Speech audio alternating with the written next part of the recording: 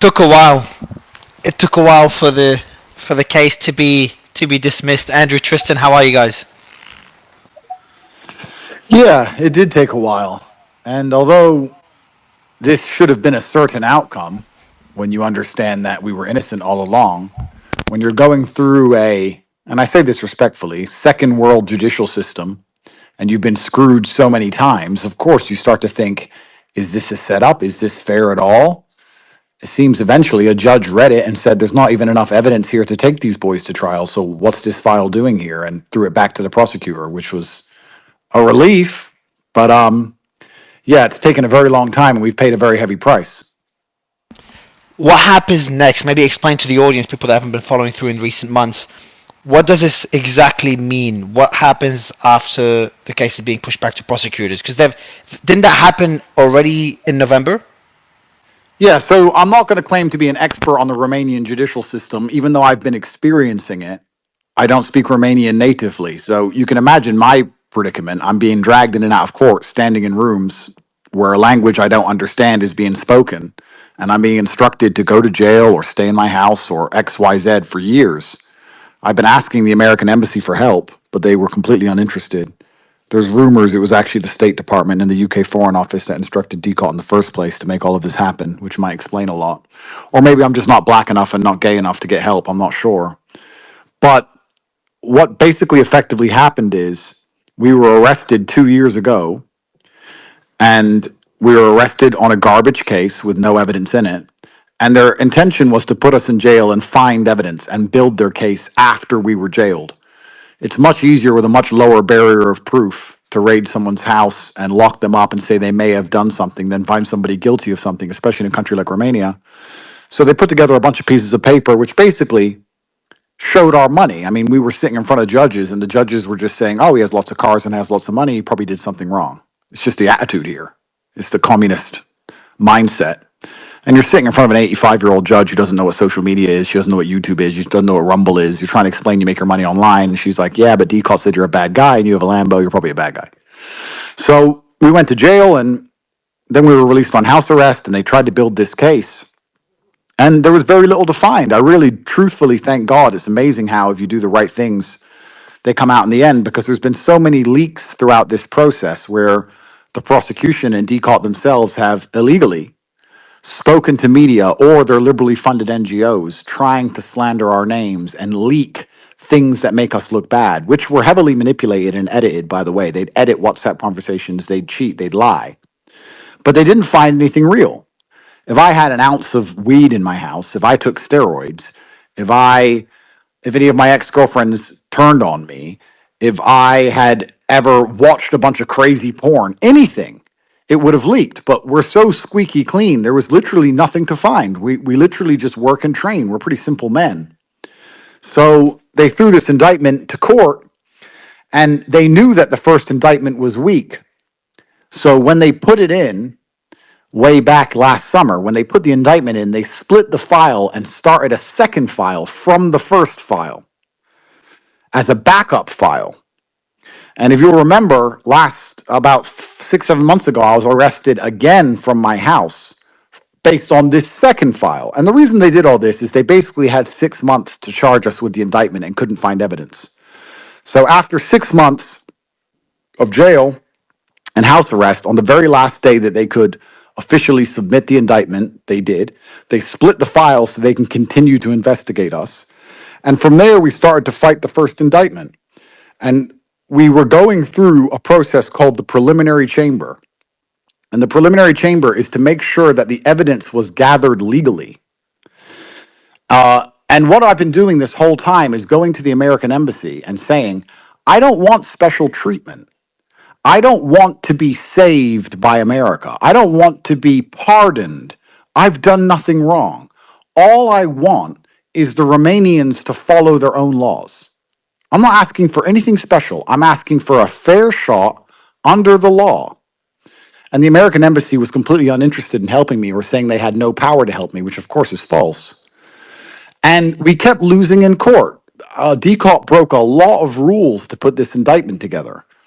And from my understanding, and this is speculation, the way it traditionally works in Romania is the default will break a bunch of procedural laws to catch a drug dealer, but then they get the drugs at the end. And they basically say to judges, okay, we broke all the laws, but here's the drugs. And they kind of get away with it. But in our case, they never got that payoff. So they had illegal warrants, illegal surveillance, falsified conversations. They didn't allow us to legally represent ourselves in hearings we were supposed to be in. They didn't give us translated documents, which is illegal. They didn't give us time to read documents. There was documents in the file that we never saw. Like they broke 111 pages of laws my legal team found. And when we went to court for the preliminary chamber to say, look, they've broken 111 pages of laws, the judge said, that's fine. No problem that they broke all those laws. We'll fix it later, and sent it to trial. This was 3, 4 months ago. And my legal team sat me down. They said, we have never seen this before. We have never seen a judge just allow a broken file like this on this level to go forward. And I said to my legal team, this is a matrix attack. This is a setup. This is designed to not only damage my influence, but I'm going to end in jail.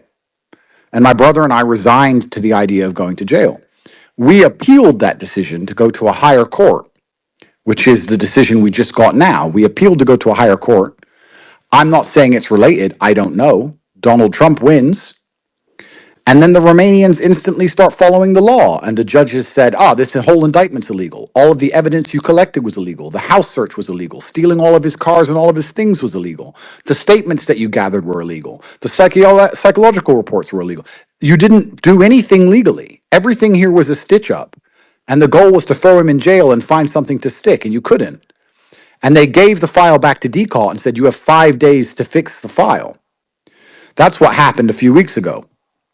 But of course, how do you fix a file which is completely falsified from head to toe? You can't.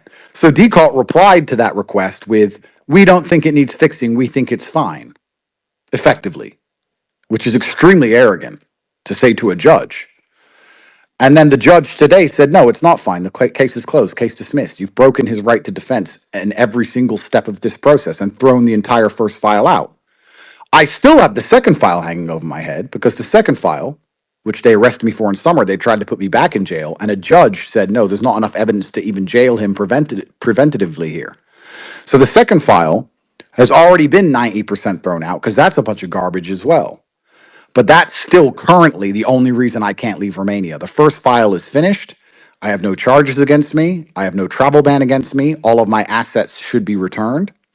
And I have to now go and beat this second file. And if they stick to the law, it will be a very quick process. But I have just been flabbergasted at every stage of this, how simple laws have been violated and broken by DCAUT, and they seem to just get away with it the entire way through. It's truly remarkable. So the first case has been dismissed. The second case, do you know when you'll get a response regarding that?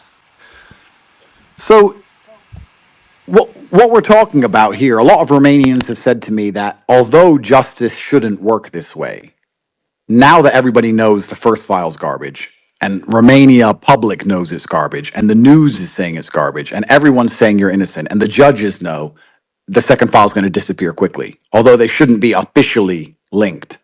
But the second file is actually a lot weaker than the first file because it couldn't even put us in preventative detention. Remember, the first file, we got 3 months in jail. With the second file, we got 24 hours in jail, and they let us out. So the second file is a lot weaker. So there's a lot of things that DCAUT can do now, because effectively their case has been dismissed. But by Romanian law, they can start the first file again if they so choose. They can start it all over. That means 3 years of works down the pan. I mean, they can't find evidence of something that doesn't exist, but they can start it over. So DCAUT can either forget the first file, indict me on the second file because I'm yet to be indicted, and try and push forward with that, but they know they won't get a conviction. They can try and mix the two files together, hoping to muddy the water and saying, okay, the first one was illegal, but we're going to add it on top of the second one. And the primary objective of that is just to give a judge 10,000 pages to read. If they give judges large binders full of paper, which is what the Romanian state traditionally does. I don't know if you guys remember when I was in jail, there was pictures of huge binders of evidence. But it's just translations of all of my YouTube videos, translations of my emergency meetings, all of my tweets I've ever tweeted, schematics of my house. It's not evidence. It's just garbage. But a judge has to read it. So they might mix the two files together just to delay me leaving another 4 or 5 months because a judge has to sit and read 125,000 pages of junk. So that might be another thing they do. Or if they have any kind of honor, they'll just drop the second case and not indict me at all. But I'm not sure if this was, I mean, in fact, I have to be very careful what I say, but I am pretty sure, and I'm going to be brave and say that the UK Foreign Office and the Secretary of State, the State Department, had a lot to do with this. Now that that's changed in America, or is going to be changing soon, I'm not sure if they're going to be pressuring DCOT to go forward with this second file, but also these prosecutors' jobs are on the line now. So they have vested interest in trying to damage me. So I don't really feel relieved. I feel like another house raid's coming, truthfully. I feel like these people just do whatever they want. They feel no recourse. So I don't know what's going to happen with this second file, but that's the reason I can't currently leave. If they didn't attack me with the second file, I would already be on a plane. And in terms of the involvement from the US Embassy, has anything changed? Is the person responsible there that you're speaking to, has he changed yet since Trump's win? No, it's the same guy. So I'm not going to insult the guy. He was very friendly. Oh, yeah, but nothing we can do. Yeah, it seems like it sucks. Sorry, bro. I mean, I'm not the guy. He was very uninterested. He was very much like we can't do anything. I said, I don't believe that America, being the power it is, with NATO stand being the power it is, with Romania being as influential as it is in your war with Ukraine, with the biggest NATO base in history being built here, with the fact that when an American killed 2 Romanians a few years ago in a knife fight, he was out of the country in 24 hours.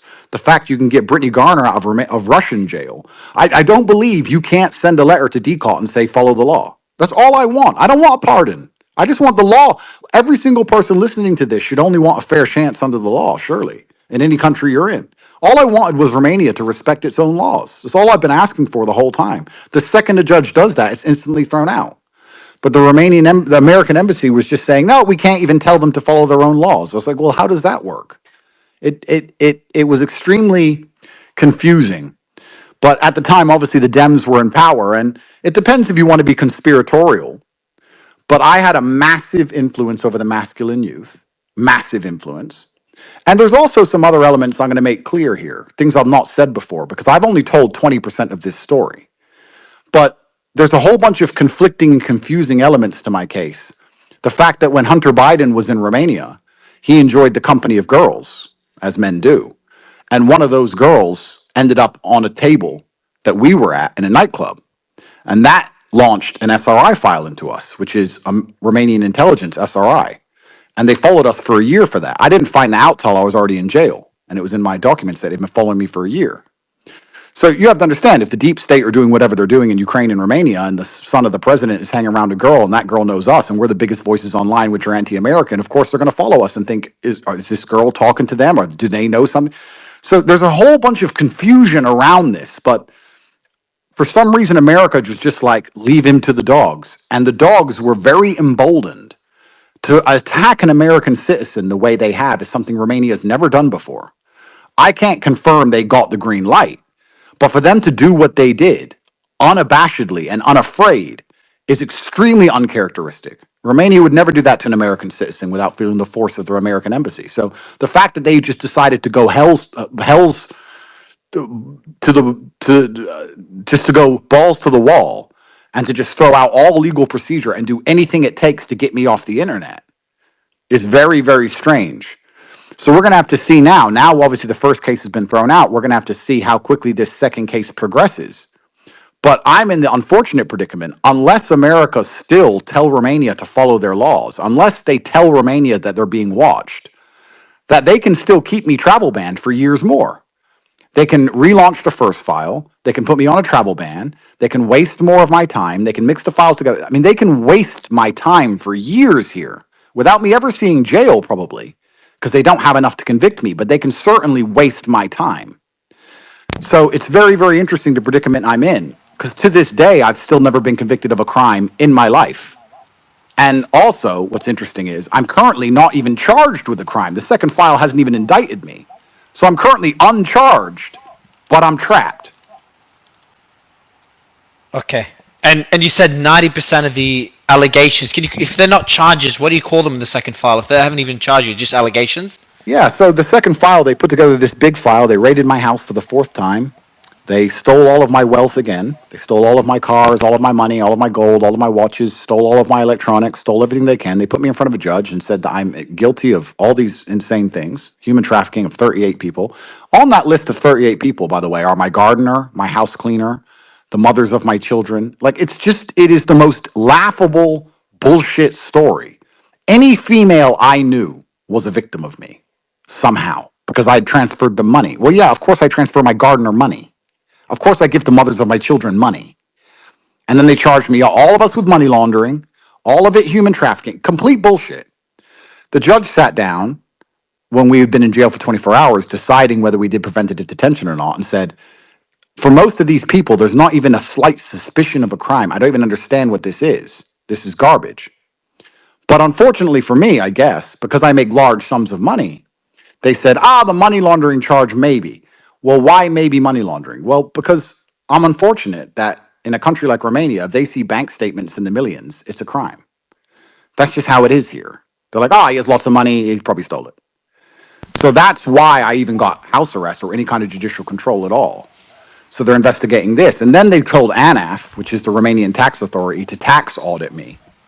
They've come back saying I owe them a bunch of money, which of course is garbage.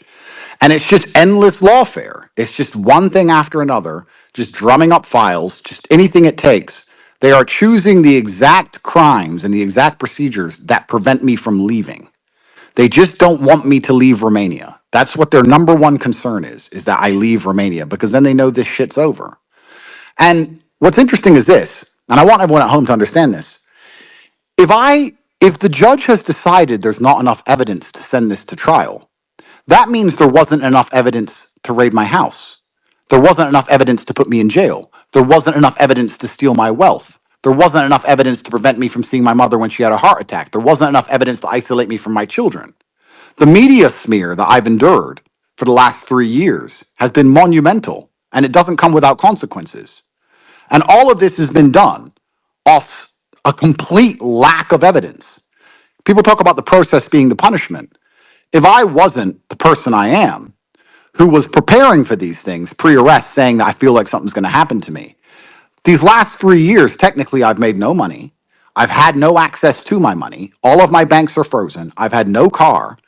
I mean, how was I supposed to live and feed my family and take care of myself for these 3 years? How was I supposed to even pay for a legal team?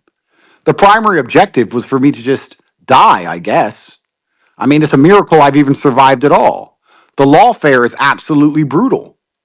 And they're just printing new pieces of paper out of a Xerox to fuck my life with no recourse and no fear of an American embassy saying enough is enough.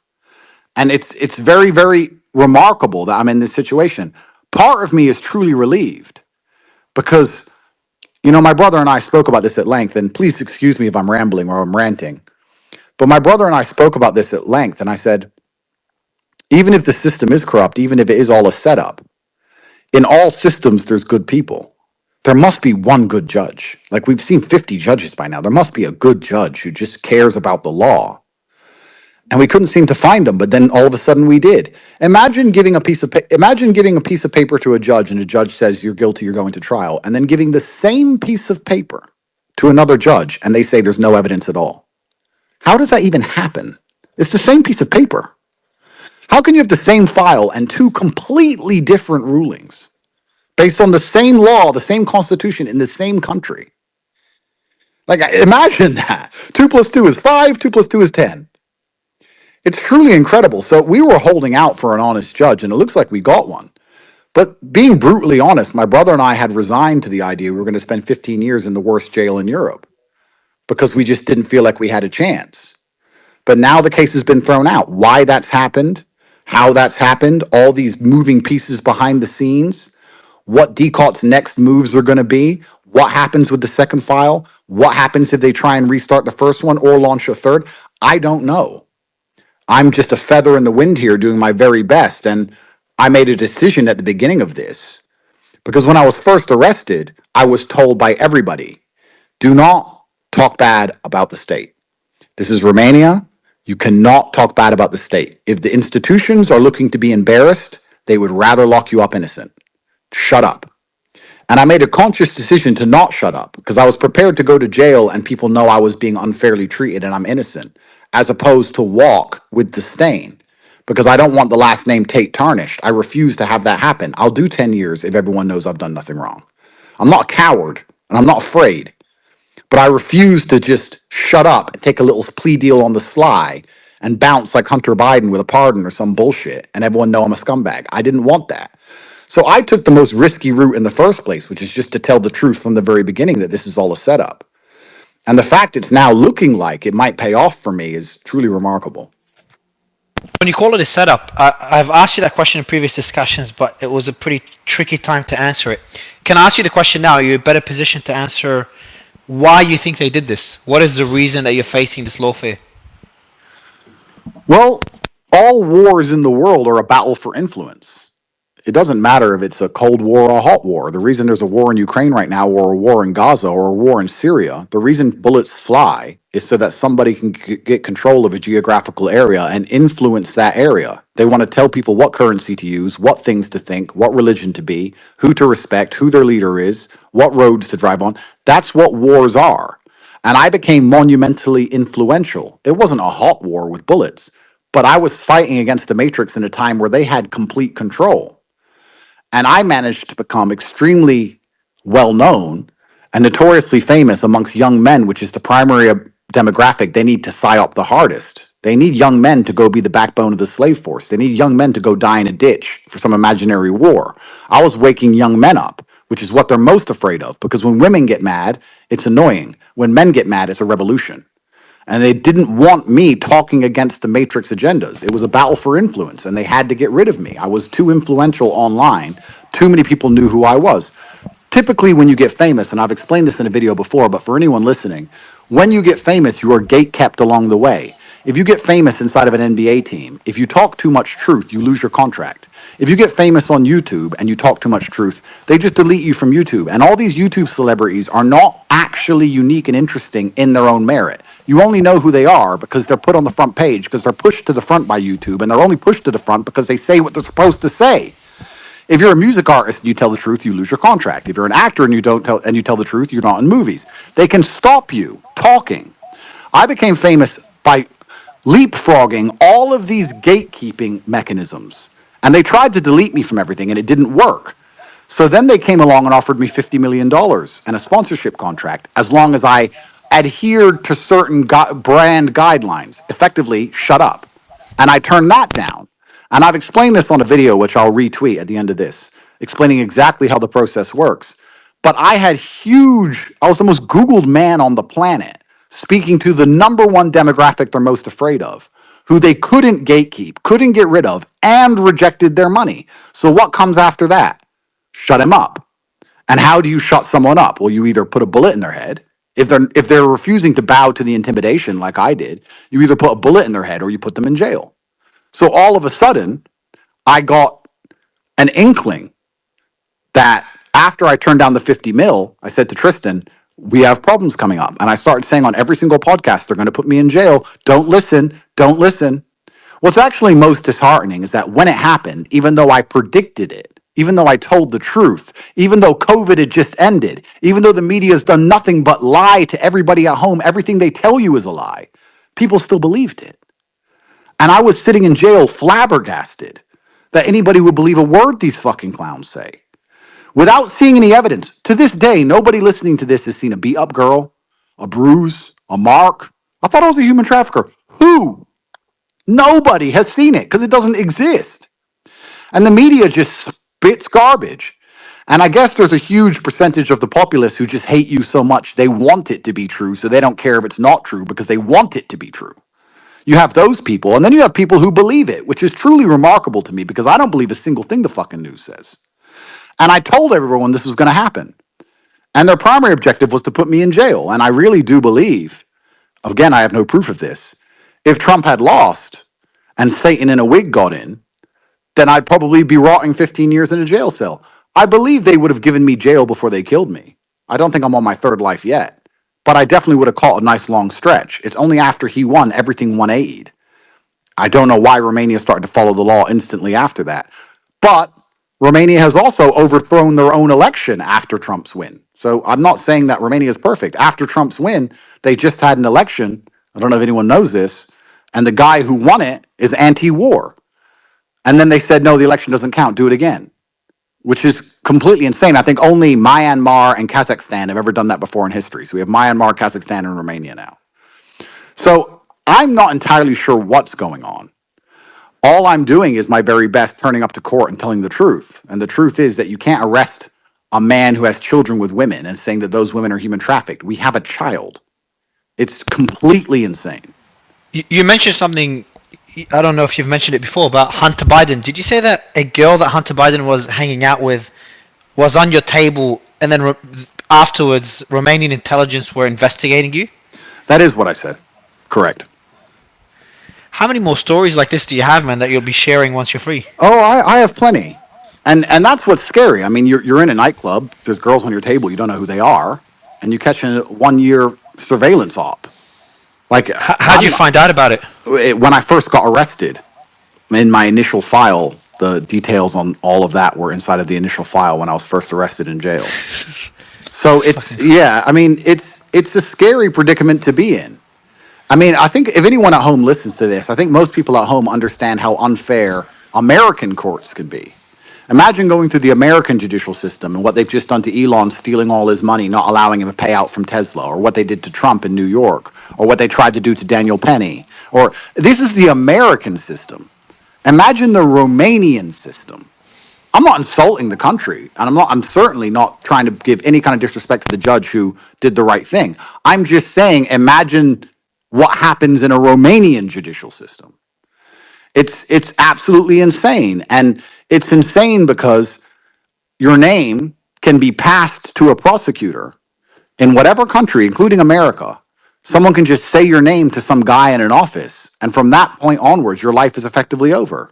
They're going to investigate you. They're going to look into everything you've ever done. They're going to find something you did in high school, or they're going to find an ex-girlfriend who dislikes you, or they're going to find some weed you smoke, or they're going to find something. They're going to find some fireworks you bought in Tennessee and you drove across to Alabama, and the ATF's going to raid your house, and at gunpoint, they're going to lock you up for transporting explosives, and you're going to catch 15 charges, and you're going to have to pay for legal bills, and you're going to lose your job. And this is all while you're still innocent. You're going to be on bail. You're going to be bankrupt. They're going to slander you in the news. They're going to call you a terrorist. All of these things are happening when you've yet to be convicted of a crime. That's in America. I'm in Romania. And a lot of people are asking me, well, then what were you doing in Romania? And I tried very hard to stay out of Romanian politics for that very reason. I'm not stupid.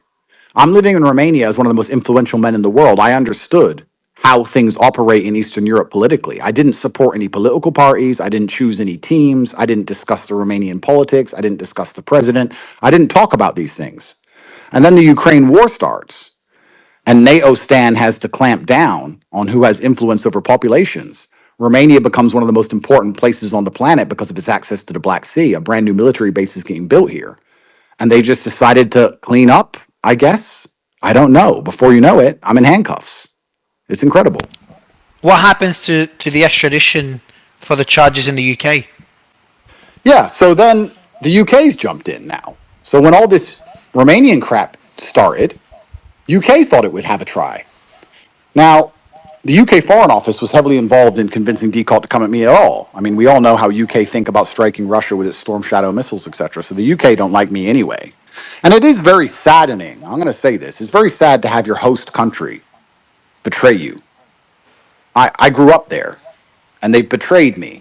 And members of parliament talk about me as the worst man in the world. Not the people who were stabbing everyone on the street, not the knife crime epidemics, not the drug epidemics, not the house break ins, not the fact that old age pensioners are freezing to death, not the fact that police don't even turn up to when you call them. No, I'm the worst man in the world because boys were saying, I want a Bugatti. And somehow I have to be banned from schools and I'm the devil and I'm the worst man ever.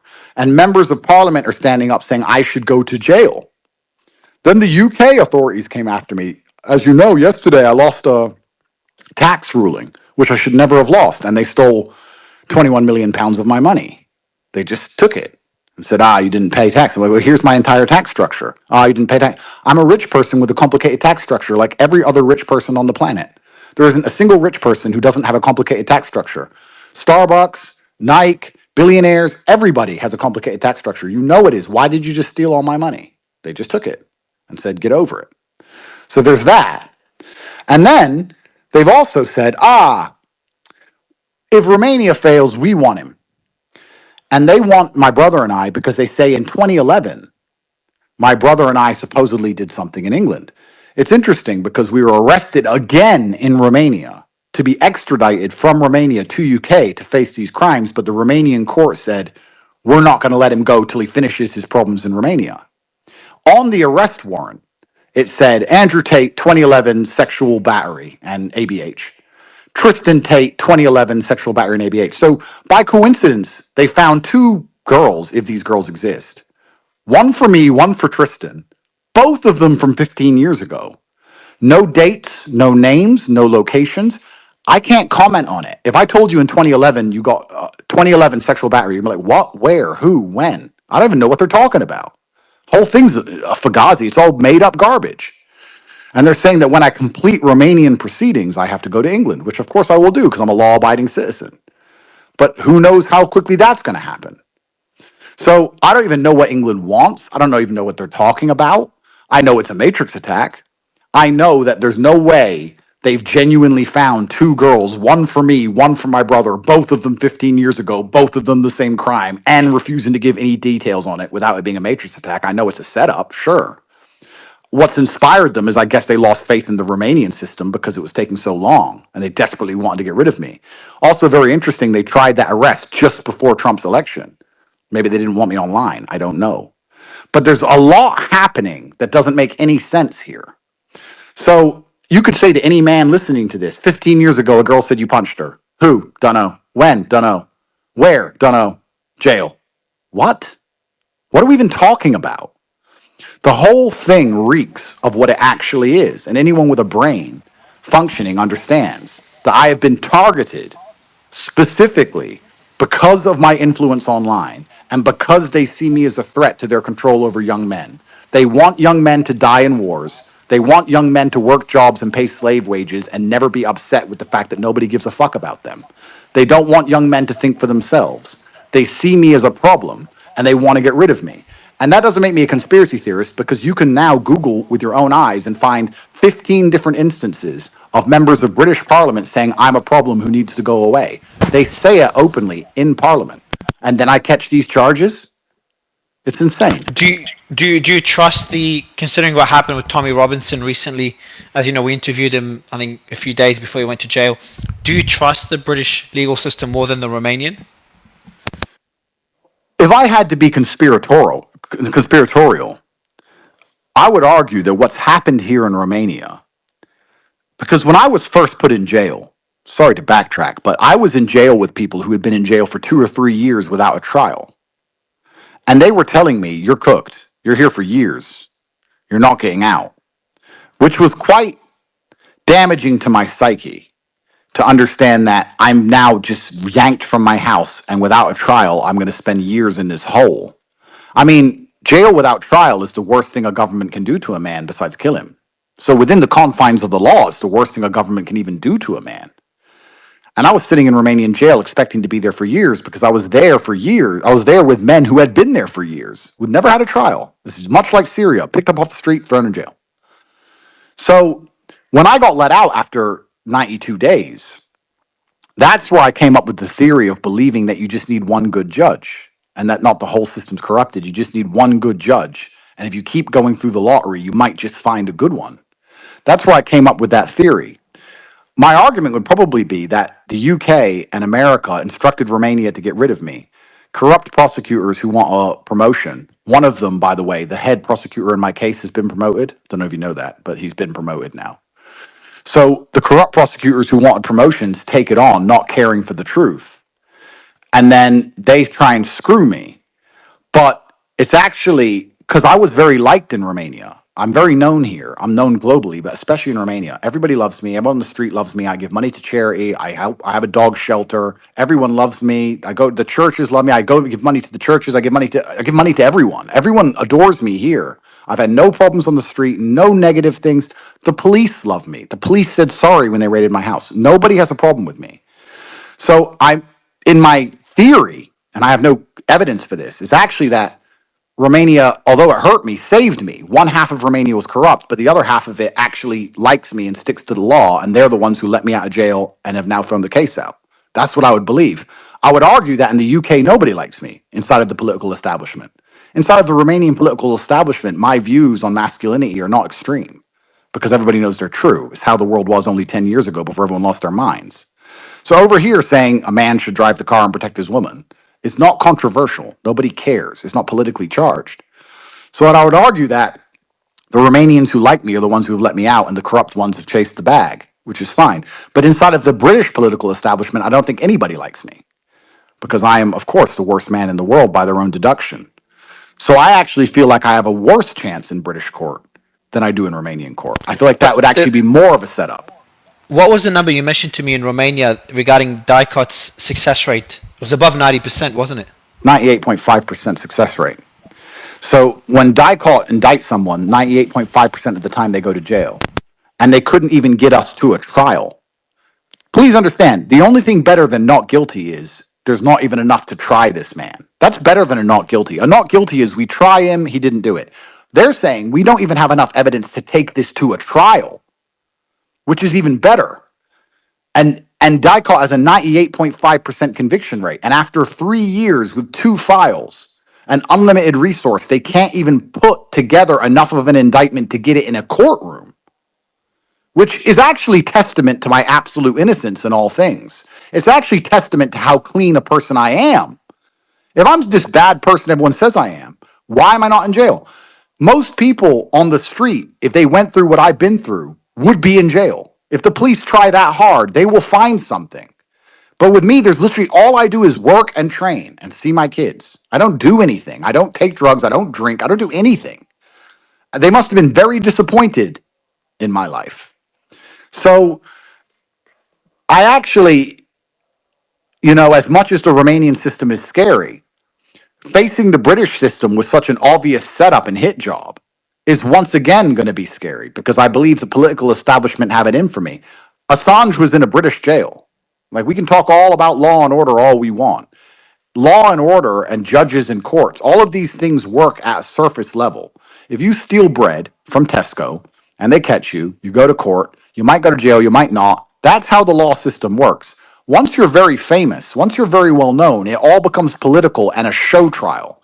It has to be because there's too much vested interest. Nobody cares about the man who stole bread. Everyone cares about Elon's case. Everyone cares about Trump's case. Everyone cares about my case. So now there's public perception. There's other factors involved. Do we want to look wrong as a country? Do we want to look wrong as a nation? Will this cause us problems if we let him walk? There's other considerations besides is he innocent or guilty? Innocent and guilty actually goes second to a whole bunch of other considerations.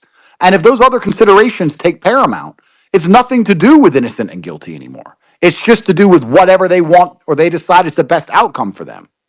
And I don't believe I have a fair shot in British courts because if all the members of parliament say I'm a problem that needs to vanish, I mean, no Romanian MEPs ever said that about me. No Romanian member of parliament said that about me. And look how I suffered here. If all we can apply this to any country. If the parliament of Russia was all saying you're a problem and then you were arrested in Russia, would you feel safe in a Russian court? One thing to add as well to what Andrew's been saying is there's been a lot of independent journalists in the past 2 to 3 years reach out to me saying, hey, we've written this article and it's literally just a hit piece about Andrew or Tristan every time they go to court or when they initially got sent to prison.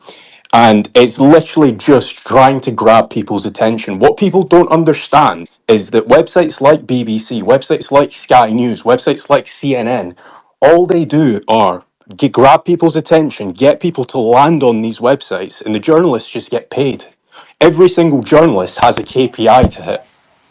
Has Has the BBC reached out to you, Andrew, to write a piece on these latest No, well, developments? that's a fantastic point because I, for better or for worse, achieve clicks. That's a fantastic point. Thanks for bringing that up. I achieve clicks. So if you say my name, you get clicks. So they'll tie me to. I mean, I've had a whole bunch of articles printed about me that have nothing to do with me, nothing at all. You know, they'll say some garbage and then they'll say at the end of it, the last line, Andrew Tate, this, and they'll just make the whole headline Andrew Tate when it has nothing to do with me because they need the clicks. So yeah, saying negative things about me or pretending I'm the worst man in the world, I guess pays their bills is one way to look at it. But I would also argue that the primary objective of media existing in the first place is because it's a propaganda arm of the government. Media doesn't tell you the truth. Even if it will get them clicks, they won't tell you the truth because their primary objective is to be the propaganda arm of the government, to instill what the government wants you to believe inside of the population. They don't care about making money because they're subsidized. So the government says we want everyone scared of COVID, scare them, and that's what they do. They would never say don't be afraid if the government wants you to be afraid. They're not going to work against their own master. So, if the State Department and the UK Foreign Office were involved in my incarceration, which they were, the media was also instructed with convincing people that I deserved it. That was the primary objective of all these smear campaigns for everyone at home to sit and go, he deserves it. Don't even look into the evidence. Don't even ask to see any evidence. Don't ask to see a girl. Don't ask why this is happening. Don't ask why this makes no sense. Don't ask what. No, just he deserves it because the media said he's a misogynist. And it's the propaganda arm. They have to convince people at home to swallow the garbage. And that's what the media does. And they were very effective at it in my case. There's a whole bunch of people who say, well, maybe he didn't do it, but he's an asshole. Is that how we operate as nations now? If you don't like someone's opinion, they go to jail innocently. If you don't like someone's jokes or what they say or how they think, or a video they made 10 years ago, or their haircut, or their style, or their shoes, you get to decide that even though they're innocent, they go to jail? Is that how we're now operating? Unfortunately, that's how the left operates. They would sit and say, I don't care if he's innocent or guilty. I don't like him. So lock him up in Romanian jail, which of course is infantile and it's a slippery slope. But that's how communists operate. So I do agree that it was chasing clicks. But I also think they were deliberately instructed to convince the population that I deserved the mistreatment I was suffering. And I did suffer. I don't want to play this down. My brother and I are tough guys, and we like to be known as tough guys, and we've always been tough guys. But Eastern European jail is not a joke. And I had to have a biopsy on my lung in jail. I had a lung operation in a jail cell with the cockroaches and the rats in the freezing cold.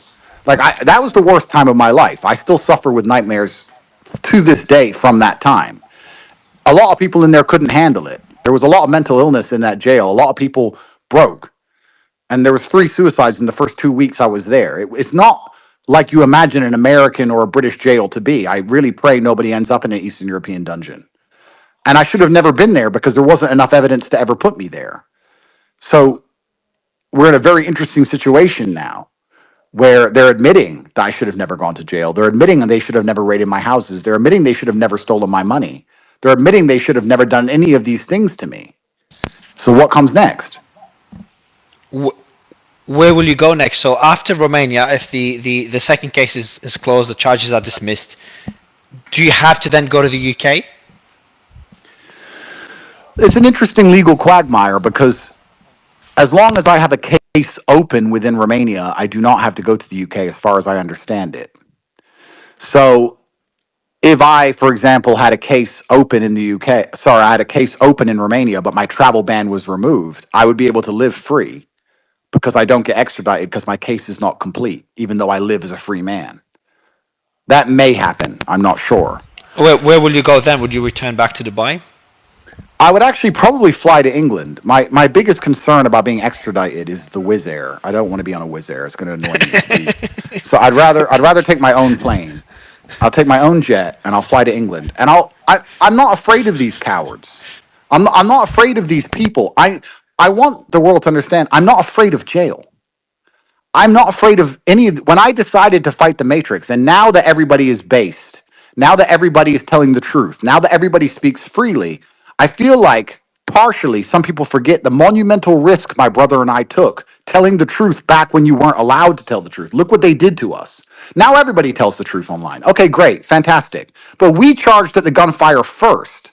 We're suffering because we did it first. Now everybody's based. That's fantastic. But there has to be some credit for the OGs. We were the first ones doing it, even in the height of COVID. Anyone who follows us knows on the first day of COVID, we moved to Sweden and documented a completely open country and called it a scam on day one.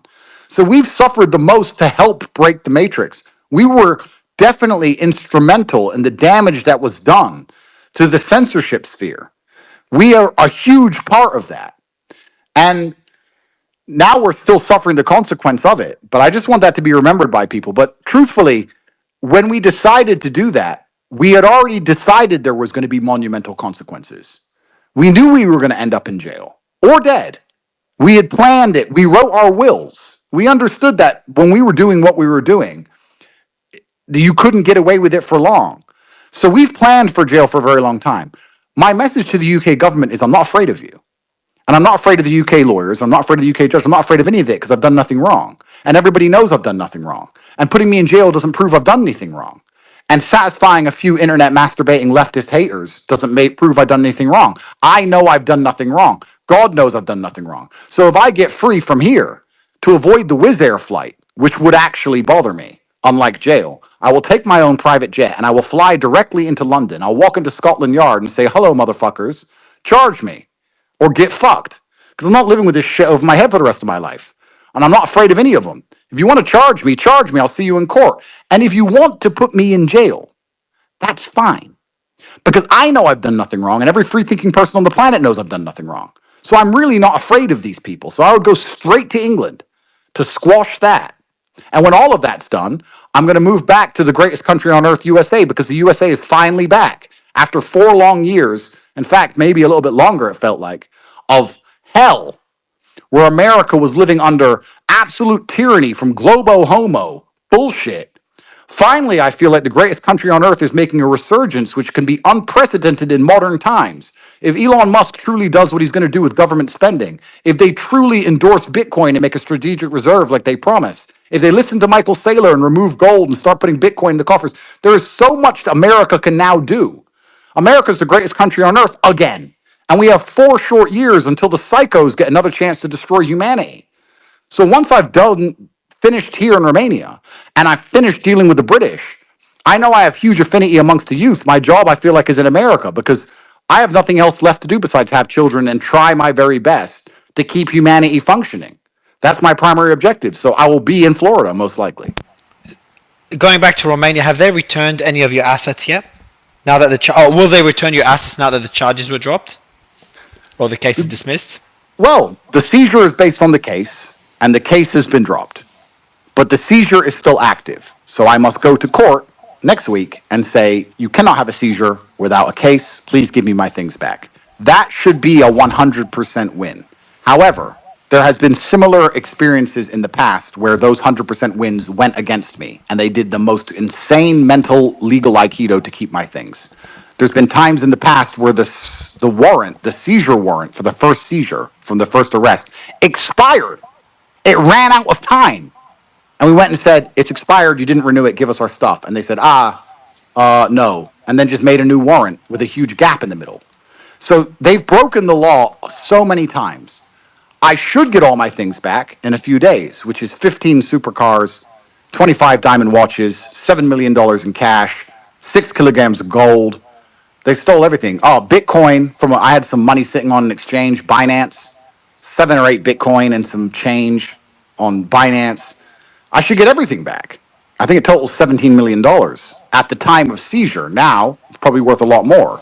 The cars are down, the crypto's up. But what's actually going to happen, I don't know. I walk into court with a pure heart. Every time I walk into court, the people are asking me what's going to happen. And my answer is, I don't have a clue. I stand in a room. Everyone talks Romanian. I don't know what's being said. I don't understand a lick of the language. It's 3 hours of words I don't understand. And then I leave. And then I just wait for my lawyer to call me later and say, we won or we lost. I don't understand anything. Andrew, they don't have translators in the court for you to understand the proceedings that are happening at the time? So by law, you have to have a translator. To be fair, there is a translator there, but it's so fast and so many people are talking so many things and it's so quick that I have a translator, but let me just say, being polite to her, because she's an old lady and she's very nice, I don't have a fucking clue what's going on.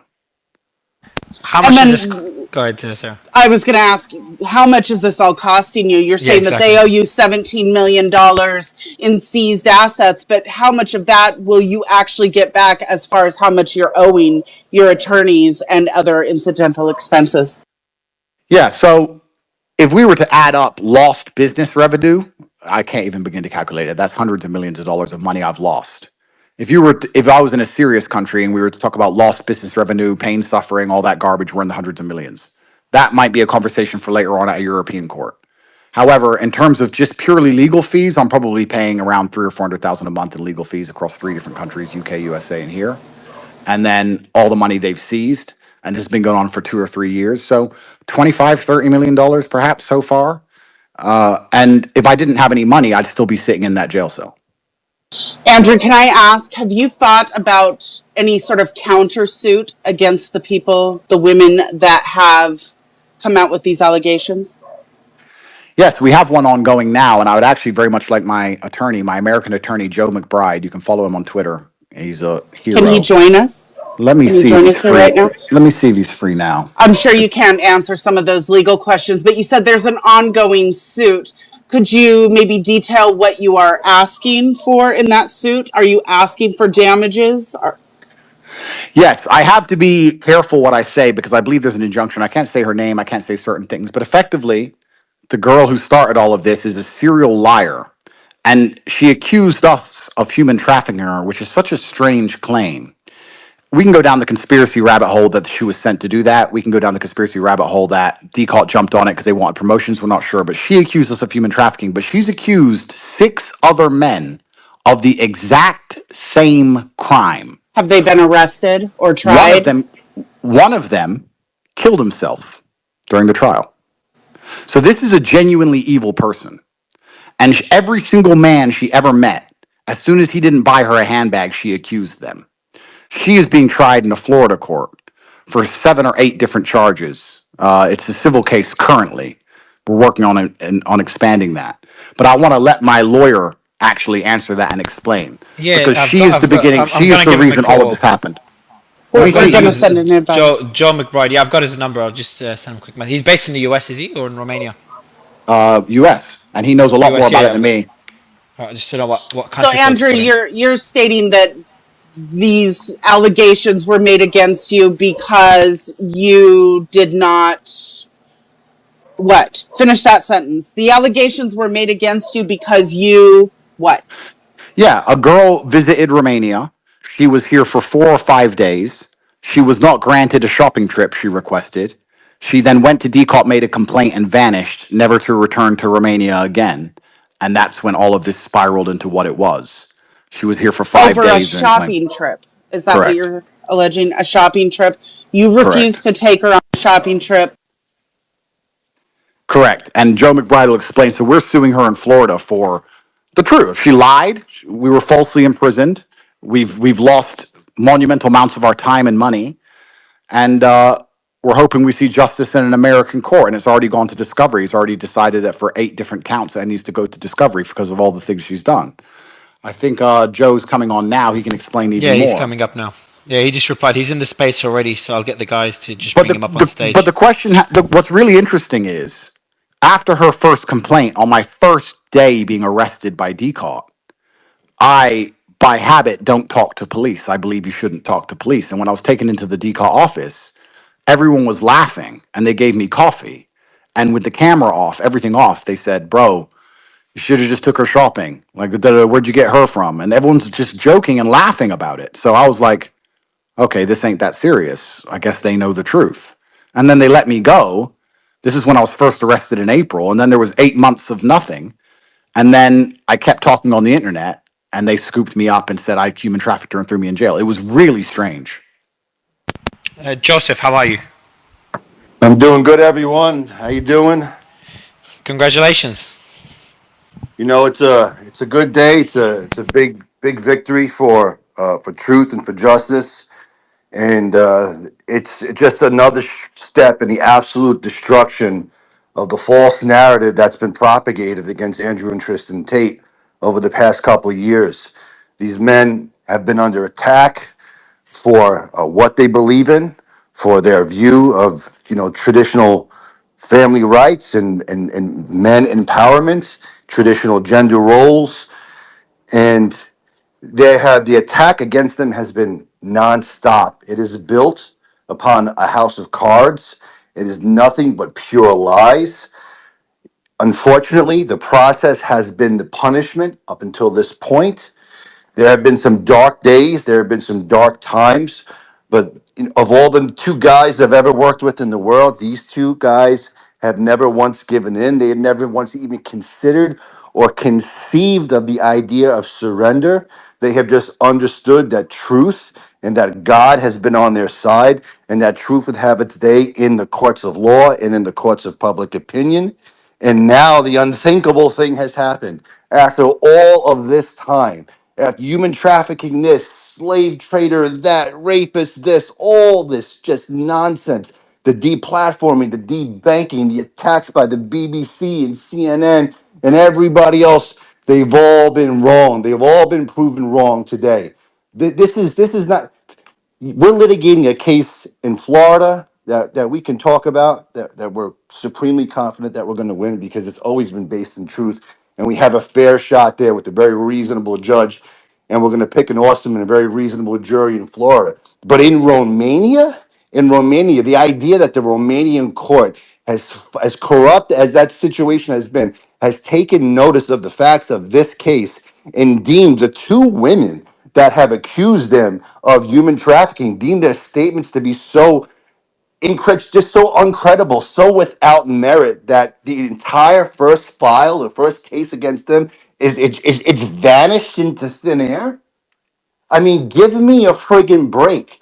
The Mr. whole McBride, can I ask what evidence did they bring forward to prove their allegations initially to begin with? So the way that the Romanian justice system works in the American justice system or other Western systems are very different. In the United States, in order for you to be indicted, there has to be a finding of probable cause, and you're indicted by a grand jury in secret. It's a secret proceeding, but there's 20 something people in that room, and they indict you based upon a district attorney's or a federal prosecutor's representations to the grand jury that it's more likely than not that you committed crimes, and boom, then you have an indictment. In Romania, it is the singular finding of reasonable suspicion by one prosecutor, where he can say, based on what I know about this case, the case should go forward and you can get indicted. Therefore, Andrew and Tristan were thrown in jail, then thrown on house arrest, had everything stripped from them.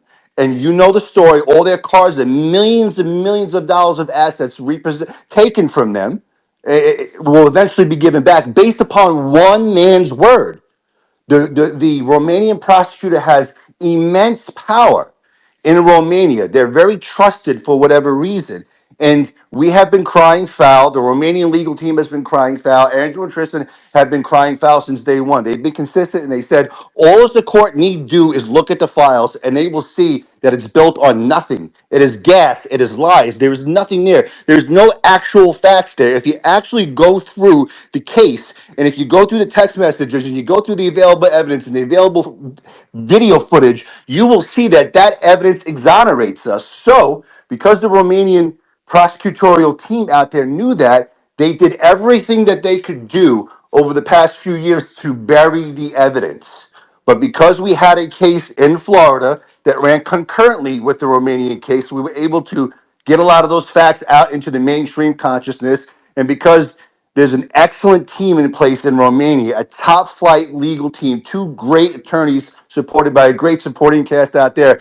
Those people didn't give up. We worked together and we were able to get the court to see the facts. And at the very first glance, the court began to loosen up the judicial controls. It began to take second and third look at the case. And finally, the court said, hey, if you can't fix this, we're going to send you packing. And the Romanian prosecutor a few weeks ago had the gall to tell the court, we don't need to fix nothing, judge, you got it wrong.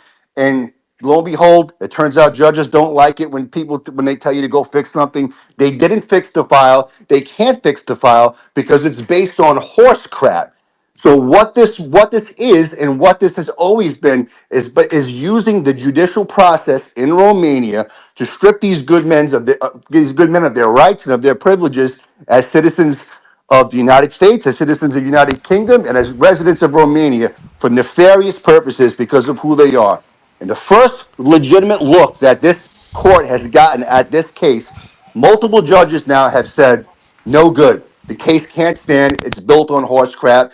And this is it's shocking. It's shocking for anyone to believe this or anyone to hear this. But it's consistent with what Andrew and Tristan have been saying all along, namely that the case is built on nothing. So there is no evidence against them. Are there some unsavory text messages? Are there words and statements that people can take back?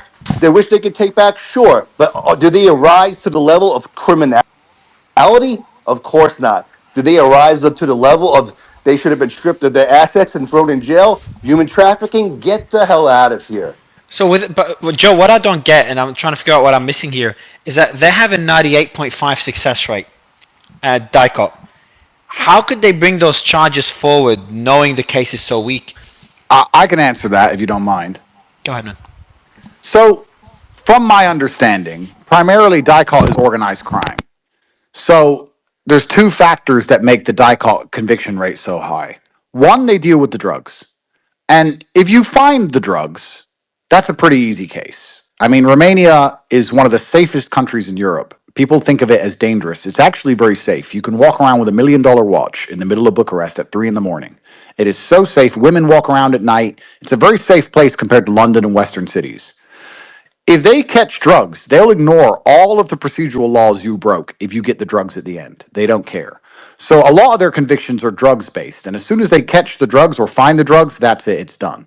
The second thing, which is very, very, very interesting with the Romanian legal system, is that if you snitch, you get half sentence. Not only on the current thing you're facing, but on anything ever in future ever. So a lot of Romanian prosecutions are based on somebody just snitching to a prosecutor because then they have a 50% reduction in any further sentences they may get. And I can tell stories from jail, but there's stories from jail of men who were sitting there crying, debating whether they snitch on someone they know to try and get out. So there's a huge snitch thing going on in Romania. It's a huge thing. And I think that with disloyal people coupled with primarily trying to find drugs, if they can get a snitch or a confession or a wire or find drugs, they get their conviction rate. I really believe maybe Decott thought these boys have too much money and they talk too big online and he said some stupid things. There might be something here. Maybe they truly believed that throw us in jail, put us all over the news as bad, call 2,000 women who know us, find one girl who's upset, bam, there's your case. They probably truly believed they'd find a case. They didn't have one, but they thought they'd find one. But then with such a big media storm made when we were in jail, they're in between a rock and a hard place because they didn't find a case, but the whole world's looking. And let's be honest, is this the first time the whole world's looked at a Romanian court case? Probably. Even they were probably like, whoa, everyone cares about this. Well, we better get him now because now we really look foolish. And they got more and more desperate. You know, I said this to the judge a couple, not this current hearing, a few hearings ago. I said, this began as human trafficking. This began as Andrew has girls chained up in a basement. And across 3 years, it's become so desperate that it's come into let's just take his cars. He has a new car. Let's seize it. It's nothing to do with crime anymore. There is no crime. It just it was like Moby Dick. They just lost sight of what they were even looking for. And we're just trying to steal things to, I don't know, prove something.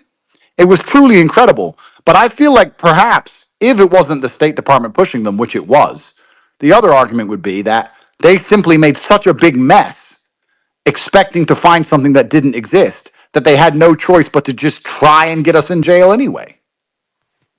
I feel like you've created that image through social media that essentially DICOT fell for as well.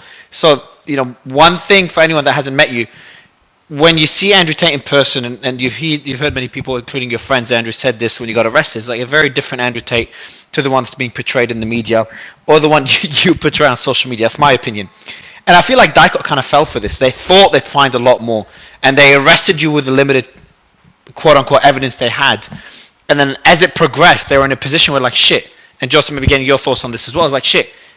There isn't more to this, and this is where it started getting desperate, where they're trying to save face. That's one way of looking at it, or it could be all kind of hinted like they are behind it. When you say they, I think you're kind of hinting at the powers that be, maybe the Biden administration, the British officials. So there's like two ways of looking at it. Dyke got fucked up because they had a certain perception and they messed up, or there's those that pressured Dyke to act.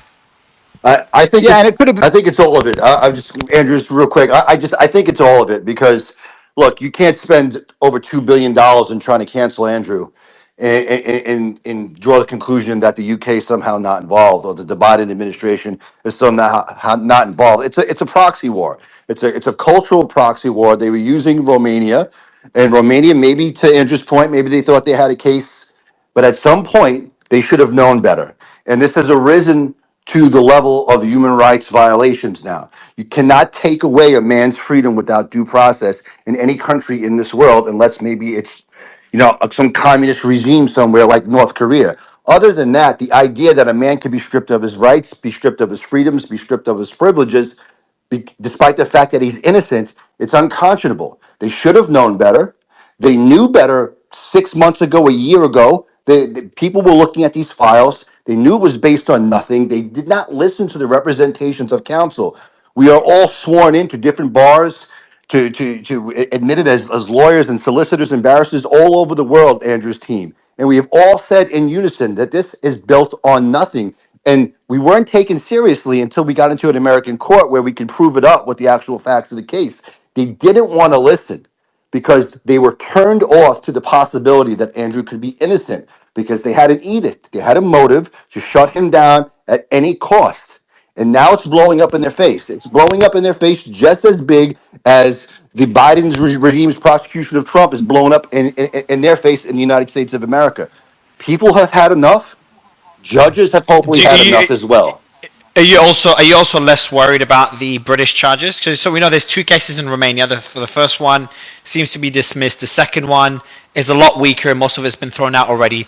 There hasn't even been charges in the second one. And then there's the extradition to the UK, but there's like a 2011 sexual battery charge. Are you worried about that one, Joe?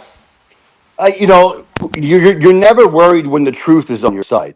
Is it going to be unfortunate that, is it reasonably foreseeable that we're going to have to face something in the United Kingdom that's based on pure horse crap and beat it down there too? Yes, it's foreseeable. Are we worried about it to the extent that we think that we'll lose because we have exposure? No, we're not worried at all. There's nothing to worry about. Whatever they think that they're going to bring up, whatever it is, it's yesterday's news, it's old news. There are several cases where it's already been proven that that the relevant authorities over there declined to prosecute because women were conspiring against Andrew and Tristan. Things are written in text messages. The police didn't want to pursue that long ago. These people are trying to dig up dead man's bones because they hate these men so much for what they stand for. In the end, the truth is going to win out.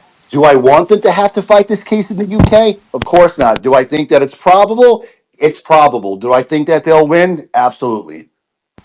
I'll ask you one last question, Andrew, and I'll give it to the panel to ask you questions. Has anyone from the Biden administration reached out to you yet? I'm not sure if you can comment on this publicly. Yeah, quickly I'll answer Sarah's question because she asked a question about what evidence did they come with at the beginning, the two girls who accused us at the beginning to begin all of this. And that ties into the Florida case that Joe McBride can actually comment on. The evidence they came with at the beginning was nothing. They came with a statement. They came with a lie. And then they flew out of the country instantly. That lie was enough to get my house raided and begin the insanity that I've suffered. And what's interesting In Romania? in This was in Romania, Romania. Okay, so correct? if the woman or women came and said Andrew Tate and Tristan Tate did this, they didn't provide any documentation, any evidence. Is that what you're saying? They didn't show proof or Correct. nothing. They just came Nothing. with a statement. Do you Yes. have access to that statement that maybe you could share or your attorney could?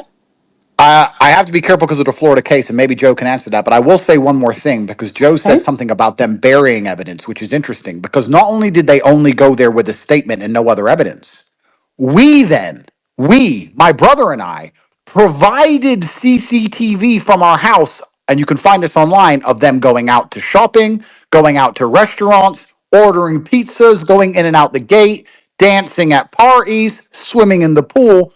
We gave DCALT all the CCTV and said, how are these people human trafficked when they have absolute freedom, their passports, their phones, and they're living a party lifestyle? And Well, DCALT wasn't that one then, of the allegations that you had taken their passports and they weren't free to come and go?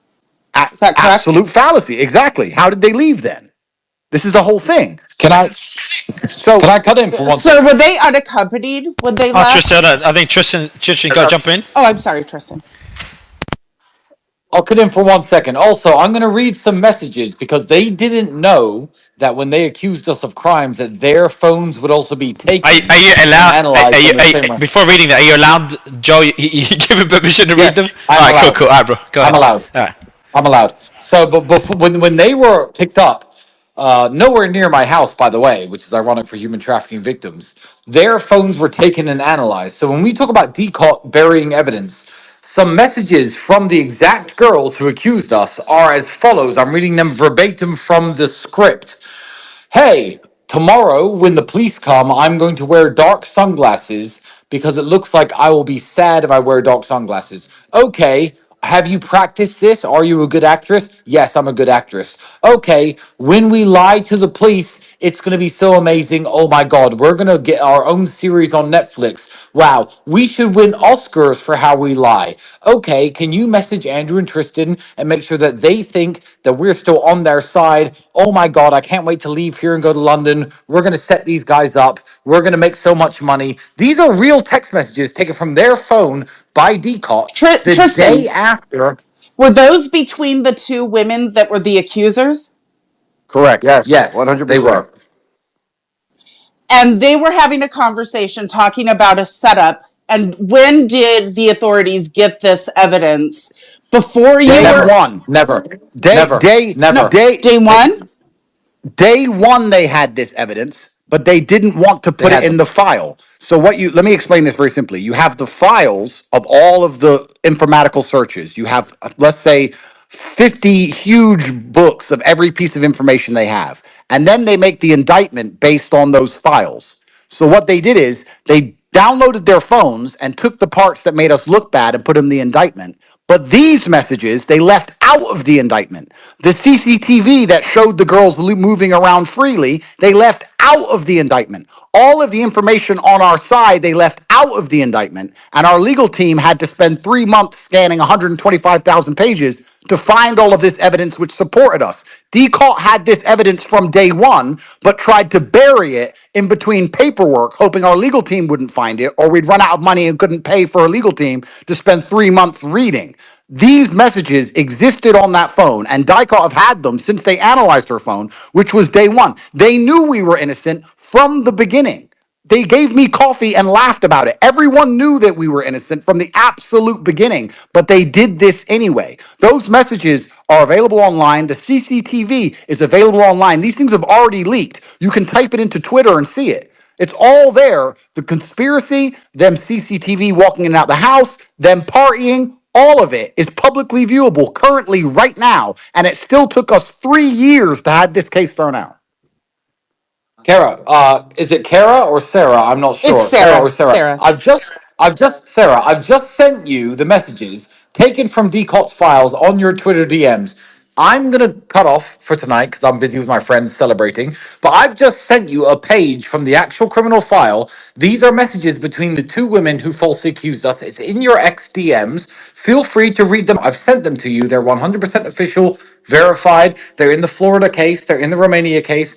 Decot ignored these. These were taken the day after I was first arrested. So please enjoy them and feel free to read them out to the space.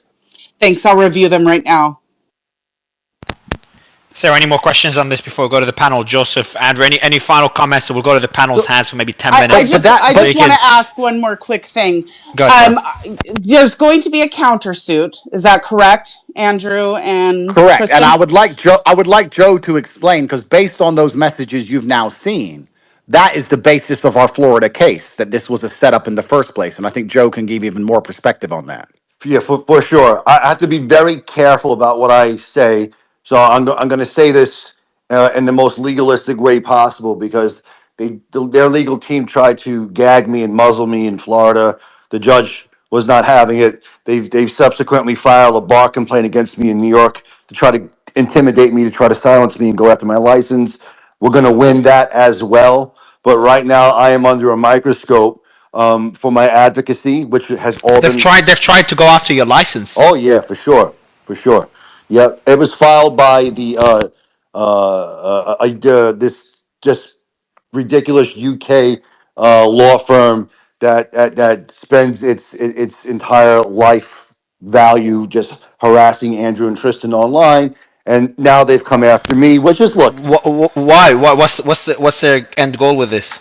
Who's their funding it? Relevancy. well, yeah, for them it's relevancy, right? They're trying to stake their claim to fame based on Andrew and Tristan's suffering. They're exploiting them. They I have know they you're talking about. Yeah, I remember the lawyer. I remember he wanted to come on one of our spaces. I do remember. He was just all he was doing is target. But I didn't know he was funding. So they're doing it pro bono. Well, they're raising money on it, right? So I know there are two streams of income for them from what we can loosely see, right? There are like these lefty NGOs that are funding certain lawyers, Of course and there is. then there's this other team that's just like raising money and like public awareness because they want to raise their profile in the UK. But now they filed a complaint against me in New York to try to shut me up.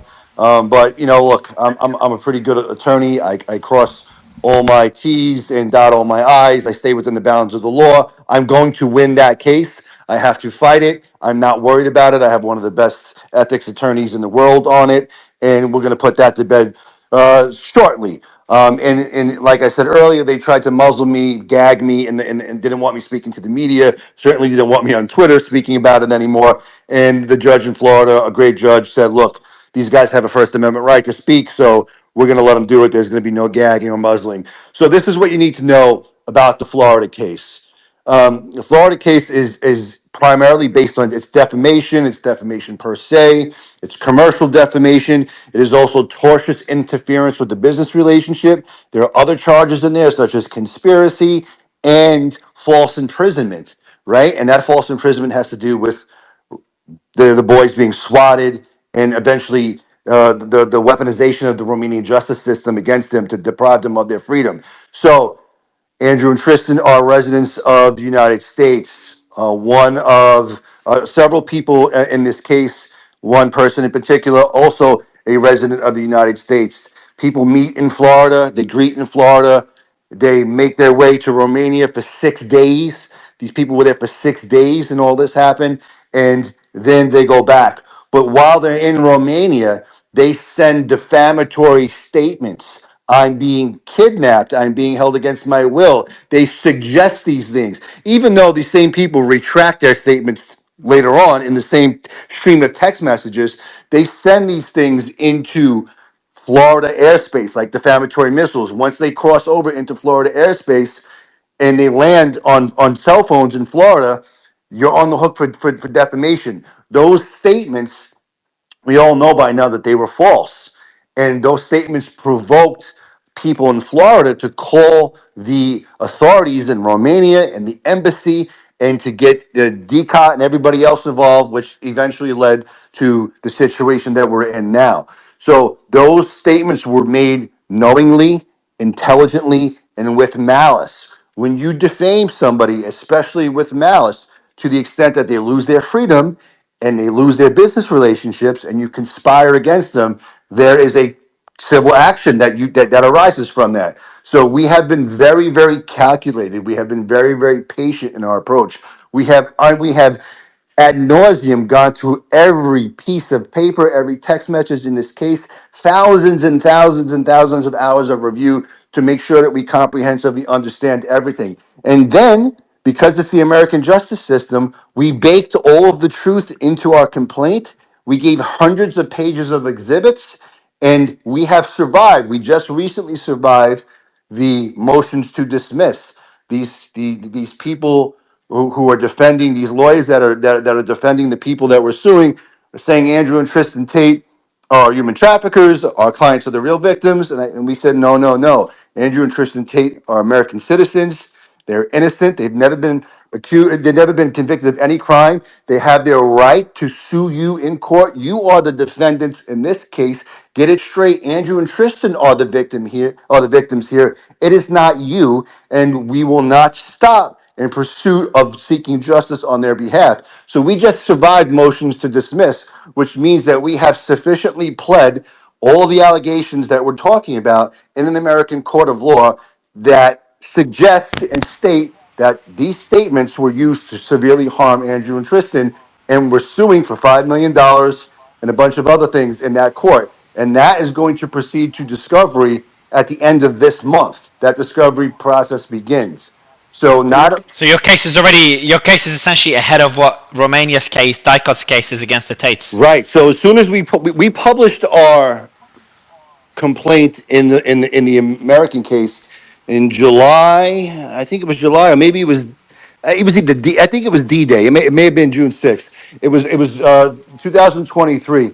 Andrew, I can't remember if it was before we came out with Tucker or after. It was right around that time, end of June, July, and right after that, the Romanian justice system began to take notice of what was actually going on, and the Romanian legal team actually had a fair chance at winning in that court because they became aware that there was a concurrent case running in America where the facts were being published to the court and to the general public and to the media over here. So they weren't going to be able to bury it any longer. Now, it took a year and change for the Romanian court to finally notice it, but I don't think that it would have I don't think that Andrew and Tristan would have ever gotten till today if we didn't have these two cases working concurrently with each other, because the powers that be in Romania would have just kept the facts buried if they did not have to deal with the American case. Does that make sense? It does to me. Sarah? Yeah, that does make sense, but I'm wondering, how long do you think it'll take, or do you think that the Florida case will be dismissed swiftly, or do you think that this is going to take years? The Florida case will not be dismissed because It we won't be just dismissed past that stage, yeah yeah. we just survived motions to dismiss. Mm. So the dismissal stage is over. We have discovery that we're going into now, and then there'll be settlement conferences and negotiations. And if we can't reach a settlement, which we probably won't, we are scheduled to pick a jury in September of 2025. We already have a trial schedule. Dismissal is not happening. So last question, moving away from the case, and then we'll open up to the panel for about 10-15 minutes, Andrew, if that's all right with you. Last question on my end is, what's next? So it seems the tide is shifting. Is the media narrative shifting? Are they still attacking you the same way? Is there some outlets that are starting to be a bit more skeptical of the case? Andrew? Well, it's interesting because when something bad happens in the case, I have 50 news outlets outside of my home banging on my gate. But today, when the entire case is thrown out, not a single one appeared. So, what the media typically does is the same thing they've done with our case, which is lie by omission. They are scared to openly lie too hard because it's easy to sue them for defamation. So what they do is they lie by omission. They leave out the good things and only say the bad things, which is effectively lying. But they do it by just omitting one half of the story. So everyone remembers my famous interview with Lucy Williams with the BBC. And the story behind that was quite simple. When I was first put in jail, the BBC were begging me for an interview. And when I say begging, I mean every day calling me, begging me for an interview. And I said I would not give an interview over the phone, only in person. And then they said that they wanted me to do an interview with them to discuss how unfair it is I've been put in jail without trial, how Romanian jails are the worst jails in Europe, how Romania has been fined billions of euros for unfair conditions, how it's unfair. So they gave me this list of questions, which was about my unfair incarceration. And when I finally agreed to it post-release, she sits down in my own home, which I invited her into, and said, "You're a rapist," first words out of her mouth, because she's disingenuous, like all media is. And that's why I had to destroy her and educate her so hard. She told me the conversation would be something else. And when I leave jail with mental health issues, with bad nightmares and PTSD, they sit me down and they try and jump me and get me by surprise to get an aha moment and start calling me a rapist when we were supposed to be having a conversation about unfair incarceration. So it was a complete setup from the beginning by the media. The media has only ever said bad things about me. Remember when Hugh Edwards who is a convicted pedophile working for the BBC, his story disappears in 2 days. When Philip Schofield, who's a convicted pedophile working for the ITV, his story disappears in 2 days. But my story is repeated every single day for 3 solid years in a negative connotation, endlessly and repeatedly. And every single time something good happens in the case, they don't turn up. No pictures, no videos, no interviews. They'll do a little report. They'll put it on page 88 somewhere and they'll say, oh, yeah, Andrew won a little bit. But they'll word it in a way. Even today, they don't say case dismissed. They say case returned to prosecutors for now. What does that even mean? Case is Yeah. dismissed. It's a setup. And they do it by lying by omission because they were complicit. The media was complicit in this takedown from the beginning because their primary objective was to damage our influence. That was the objective of this entire operation, which means the media had to be complicit from day dot. So, no, they've not changed our attitude. They either don't talk to us at all when good things happen, they report the bare minimum with a false angle when they are forced to, but primarily they just hide and protect everyone who works for them who are actual sexual criminals and repeatedly try and convince the population that my brother and I are dangerous and horrible people. Has any of those that attacked you or distanced themselves, any friends of yours recently reached out and apologized for judging too quickly? The people who have supported me from the absolute beginning, day one, and I know their names, and there's too many to name, but I think I know who all of them are, and I can't explain from the bottom of my heart how much I appreciate that. There's been some people who really put their necks on the line for me, and I super appreciate that. Myron Gaines is one of them, Tamcon's another one, Will's another one. There's been so many amazing guys who have stuck up for me, and there's too many to name, but those are my friends. Anyone who decided to distance themselves from me because of this garbage matrix attack, I don't consider a friend. They can apologize if it's good for their conscience, but I don't even hold it against them. They're not the primary concern. My primary concern now is that everybody on the planet deserves fair treatment under the law, whether they are innocent or guilty. My brother and I deserve a fair chance in any court of law anywhere in the world as innocent men, and the people who are guilty for what has happened to us deserve a fair chance under the law. That does not mean they'll be found innocent because guilty people are found guilty in a fair court of law. So all I'm interested in is a fair court of law, which is the world we're supposed to live in here in the West, fair legal practice, and for the guilty parties to suffer the same way that my brother and I have as innocent men. Because truthfully, it's disgusting that this has even gone on so long, and it's been the perfect combination of monumental influence, corrupt legal systems, liberal NGOs sponsoring girls who convince men to commit suicide because they make false accusations, silly little unknown legal teams trying to make names off of our back, media trying to get clicks and being complicit with the deep state. It's truly been an absolute whirlwind, a perfect storm of insanity. And now that Trump is back and I believe the world is healing, all I want to do is get all of the different people who were involved in this in front of a judge, and the innocent people will walk and the guilty people will pay the price. That's all I'm looking for. Ariane? Hey everyone, firstly, apologies for the All good, chaotic man. All sound in good. the background. It's midnight Go ahead, bro. here, so it's a little bit, the circumstances are a bit chaotic. But here's my 2 cents on this. We talked a lot about the law. Andrew mentioned justice. We talked about the case a lot. But, in my opinion, this is not about the case at all or about the law. It's mostly about human nature. Now, for instance, Netanyahu is being taken to trial over 200K in bribery. 200K to him is pennies, right? And fact is, I wouldn't take 200K in bribes. It's not about that. It's about the court case and the trial all the media that follows, all the sound that it creates. I myself am an advisor in an operation that's supposed to take one of the biggest governments on the planet at the moment to court. We know that the court case is not going to mean anything.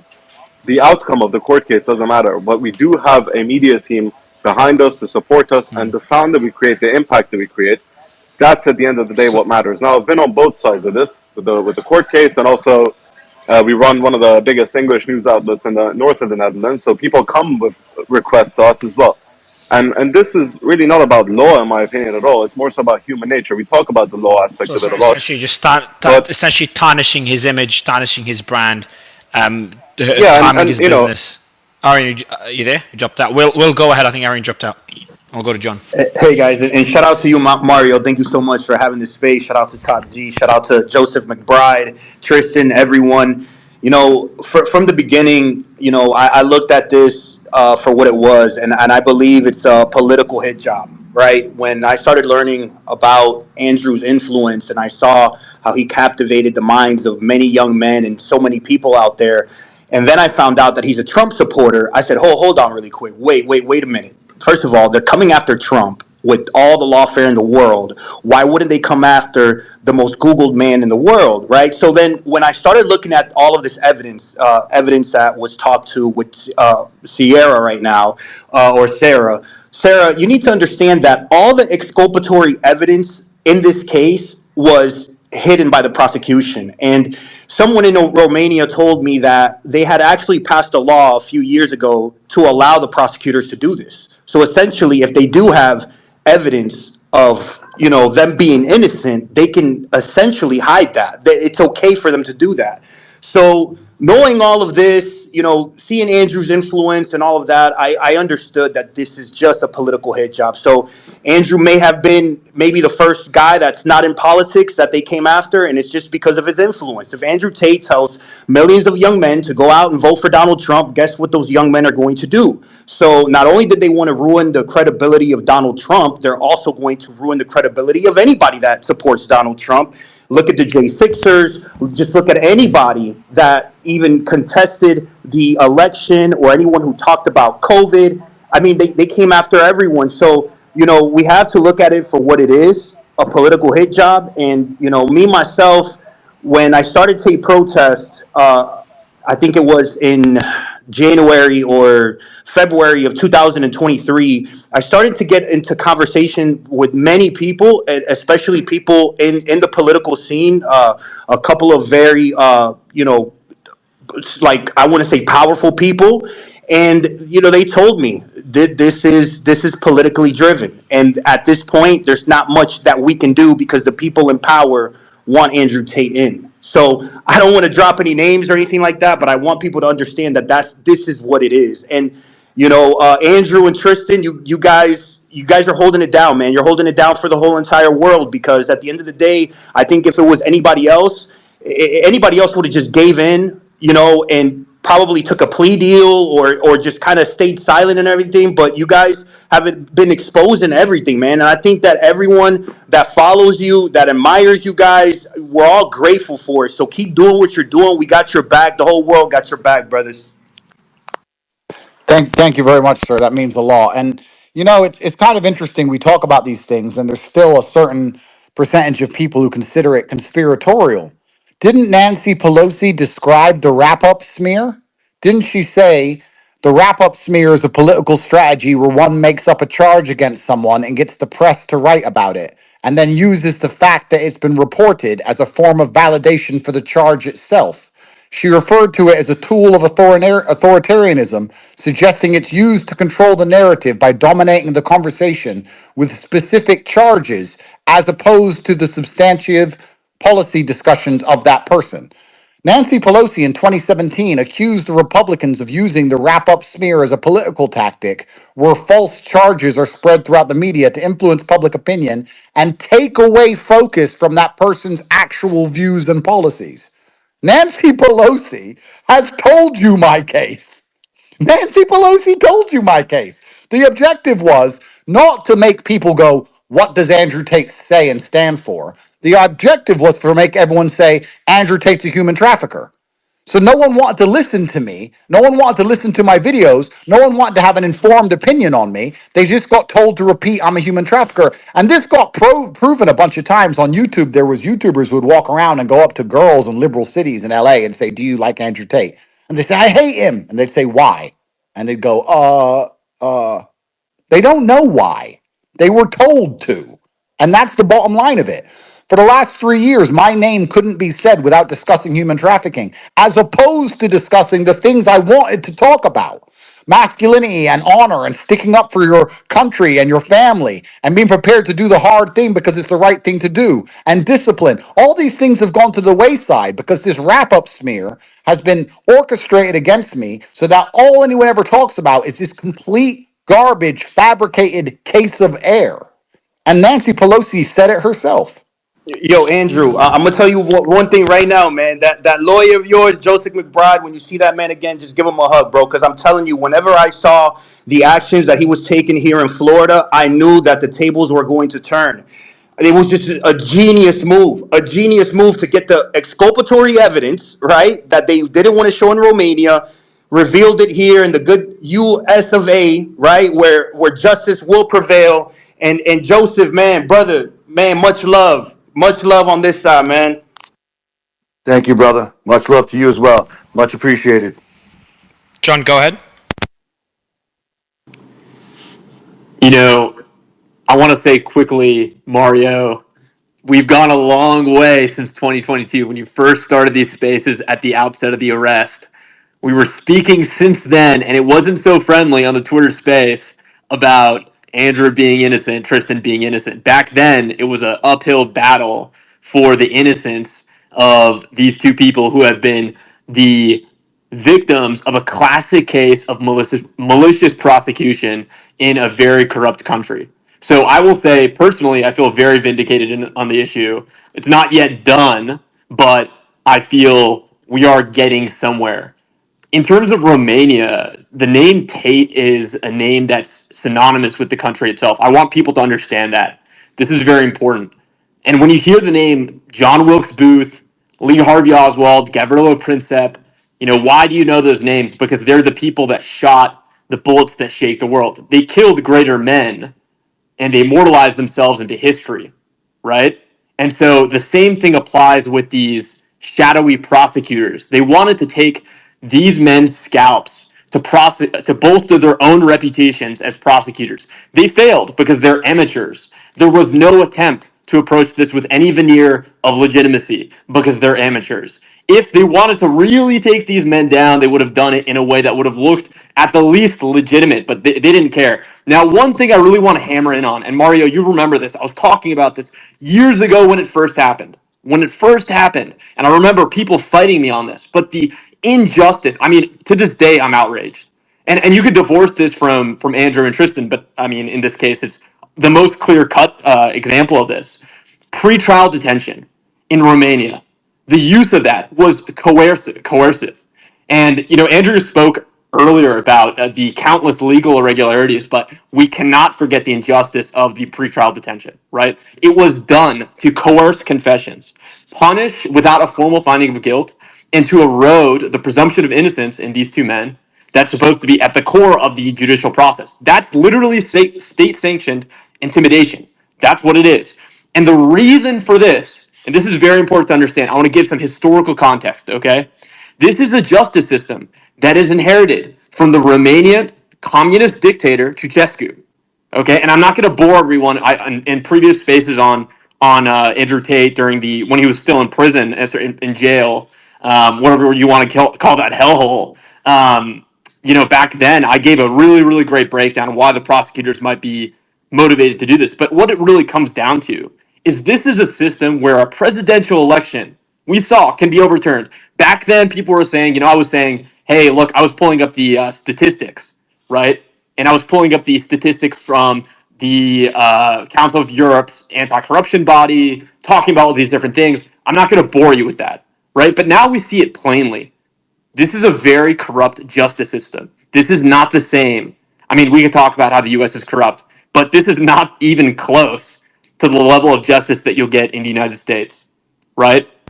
So Yeah, it agreed. is a Agree. system And not only where a presidential election can be overturned, Mario, but it's also a system where hundreds of crimes are brought before the Romanian courts yearly. So look, I'm very happy with the steps going forward, but I want people to understand that that contextual aspect of this, the history of this, the fact that this is a really rotten justice system. And truth is on the march.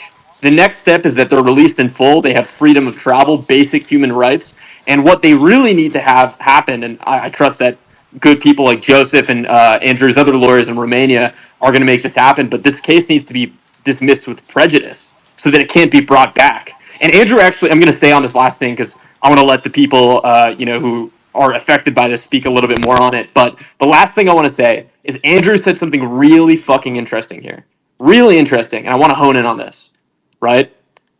If when it comes to the situation with the media, look at the way they framed it. It's not, oh, the case is over. It's not anything positive. It's just, for now it's put away. For now it's put away.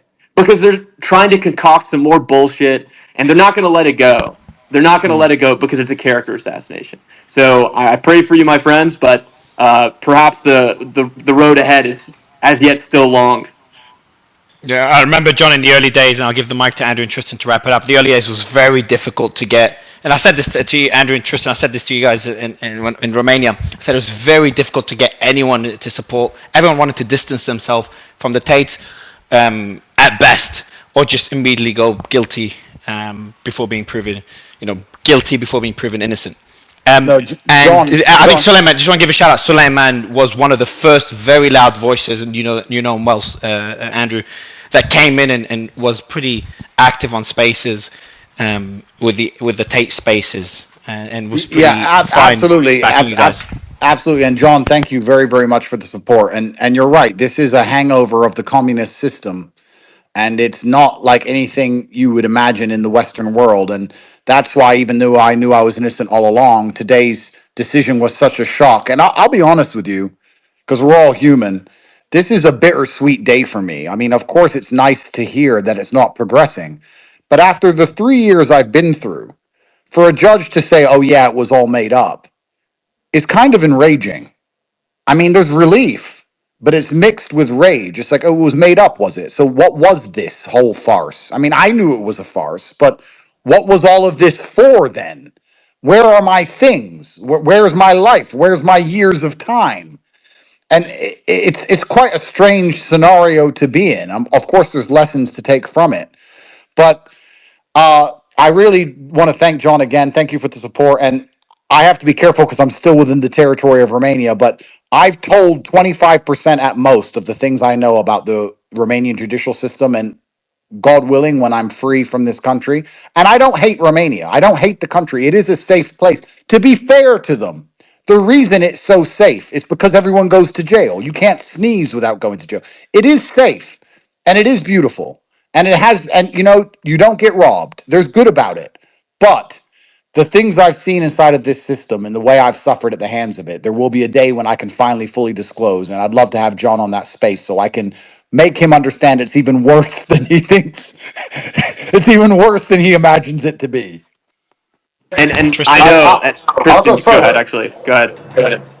I'll go further. One, John, yes, you are correct. I'm not going to bore everybody with history lessons about who Nicolae Ceausescu was, etc., etc.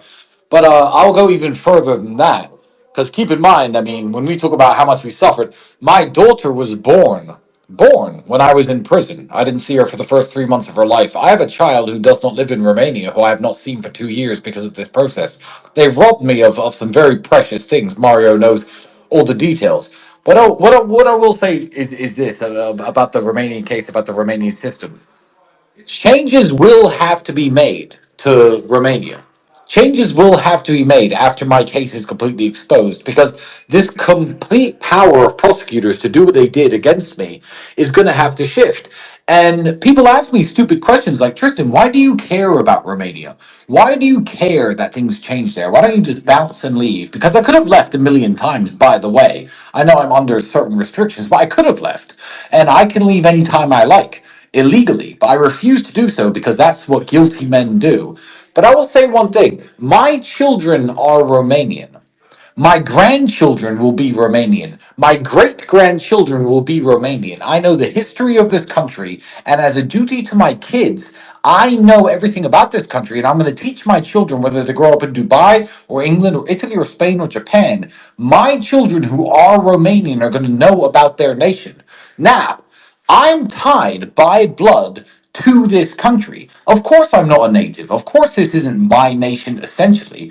But because my children are Romanian, does that not make this my country too, a little bit by default? And for such injustices to happen here, I'm happy to spend 10 years here. Case 2, case 3, case 4, 5, 6.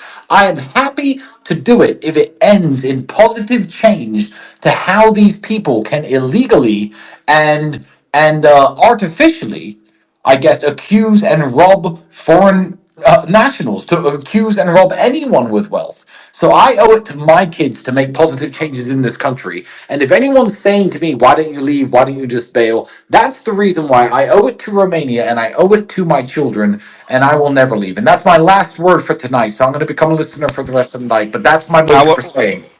I appreciate it, Tristan. Andrew, congratulations on today. Good luck with the second case, which seems pretty weak, and obviously good luck in the UK, and hopefully the tide continues turning, and good luck in Florida as well. I just want to give one shout out because Myron's here. I don't know if we can let Myron talk quickly. I think he put his Of hand course, up. He Myron, was go ahead, here. man. He was a huge supporter of ours.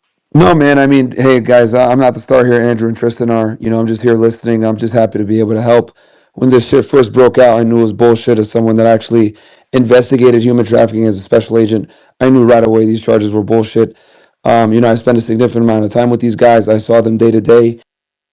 Like, if anything, they had a hard time getting the girls to leave the house, let alone keeping them there. So that's when I knew this was bullshit. And for all the idiots that said, oh, Myron, you're delusional supporting these guys, you're going to put your credibility and your background on the line for these guys. And I was like, yeah, because I fucking know them. Blind loyalty doesn't matter if the truth is there, right? You don't need eyesight to know the truth. So, I stand by these guys 100%. Fuck the haters. I'm so happy for you guys. And that's it, man. Thank you very much. And thanks everyone for tuning in. And I would like to, I mean, I just did an emergency meeting on it. I think I would like to highlight, at least from all of this, is that we all know lawfare and we understand how it works and we understand it happens internationally and all around the world. But as the world gets more and more chaotic, perhaps things will heal now under the Trump administration. But as the world gets more and more chaotic, I would like for every single man listening to this to ask themselves the following questions. You're a full grown man, you've had sexual relations at some point in your life. If the police call all of those women who you no longer talk to, how many of them are prepared to take heat to defend you? You'll be surprised, it's very few. And then they can get the statement they need to instruct a prosecutor to then raid your house. They will then get your electronics and go through your entire life to embarrass you and find a real case. They will freeze all of your money. They will take all of your assets. They will take everything from you and travel ban you. You will not be able to work. You will not be able to earn income. You will then have increased expenditures with legal bills. You're going to have to start paying all of those, and you're going to suffer for years based on the whims of the lawfare system. And I think every single man who's watched this case and watched my brother and I suffer, we haven't managed to survive by blind luck. And it hasn't only been tenacity, it's been a lot of forward planning, a lot of thinking. And you need to ask yourself some questions. If they did to me what they did to the brothers, how would I survive it? How would I pay for my lawyers? How would I pay for my family? How do my kids eat? How do I survive this garbage? Because truthfully, we now live in a world which is extremely scary to be a man because consent for all acts can be removed post. You can have a sexual relationship with a woman, and this has nothing to even do with my case because my case, I didn't even have sex with that girl. That this happened without me having sex with a girl. Without. Imagine the girls you have had sex with, and they can remove consent post event at any point in the future 10 years, 15 years, 20 years in the future, and they will aim to destroy your life because of it.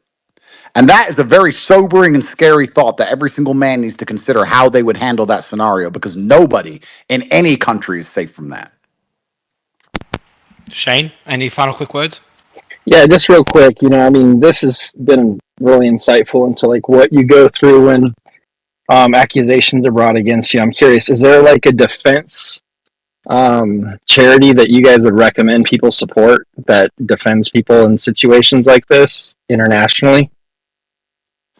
That's a really good question. There was a couple who I was talking to at one point, but that's the unfortunate reality of these things. The unfortunate reality of the world is that we're all playing an economic game that you can't opt out of. And although I feel like we've been targeted for our wealth, and that's part of the reason the DCOT prosecutors were so frivolous, trying to get hold of as much as they could, also our money allowed us to fight back.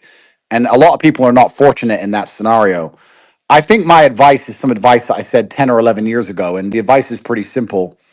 If you have all of your money inside of one legal jurisdiction, you're an easy fish to destroy. And I'm not talking about breaking any laws. I'm talking about if you live in England and all your money's in English banks, the second you're arrested, your English banks get frozen and you're toast. And we now live in an international world, and perhaps next time you're on holiday in Singapore, you should visit a bank and set one up. That's not illegal. That's not breaking any laws. That's just preparing and understanding that it only takes the whims of one prosecutor to not like you, or for you to offend the wrong person, or for you to get too big online. A lot of people don't understand, as they reach for monumental successes with their dreams and aspirations of being rich and famous online and well known and having fast cars and lots of money, your ability to speak freely is directly correlated with your insignificance. You're only allowed to speak freely if nobody fucking listens. The second you're as successful as you want to be, you can't talk freely anymore. It is at that point you either sell your soul or you suffer lawfare. There is no in between. It's happened to everybody who's ever done it. Elon's getting it, Trump's getting it, Assange is getting it. Anyone who too many people listen to is going to suffer lawfare. So you have to ask yourself, if you are going to be as successful as you want to be one day, are you going to shut up or are you going to prepare for war? Because the war is certain. On that note, Andrew, appreciate you joining on this late hour. Tristan as well. Thanks a lot, everyone. Thanks, Sarah. And we'll probably see you again, Andrew, when the second case is dismissed as well. Thank you, sir. Thank you, everyone. Thank you very much. Take care, everyone.